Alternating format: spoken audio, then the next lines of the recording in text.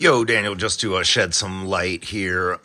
So this is a recent acapella that I chopped up over another break, and on the original song sounds fine. The moment I threw a house kick behind it, all of like the syllable placements became very noticeably wrong. It had like a swing on it in theory. I recommend going in, not having it warp, finding like the actual head of the acapella, which this one was actually correct.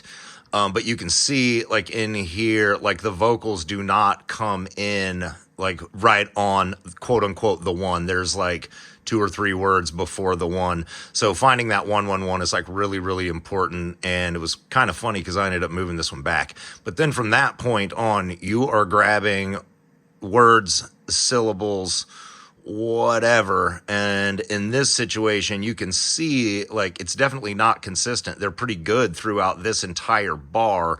But then when it comes to like, you know, these 2 bars, I was making warp markers that were pretty consistently unconsistent. And then you get into the second chick's verse and she's pretty much on point the whole way. And you get to like, you know, you can just kind of look at it here. It needs a lot more doctoring in certain areas than it does others.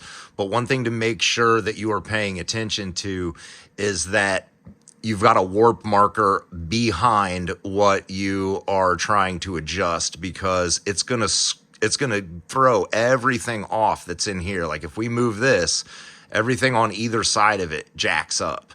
So if you know that this is correct on the 24 and this is correct on the 23 and this is correct on the 22, having a warp marker really close here to get that one syllable to fall in place like so is really, really important, because the moment you don't have the closest marker correct, it's just going to throw off stuff that's like a bar later. Like look at what happens to 22 here.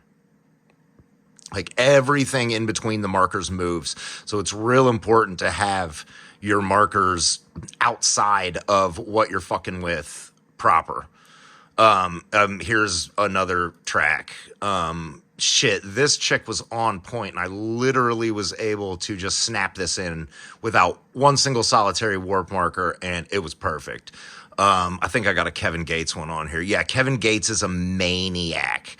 Like, literally you can ride it throughout the entire verse, but the moment you get to his vocals, or the chorus is clean, but the moment you get to the verses, they require like quite a bit of doctoring.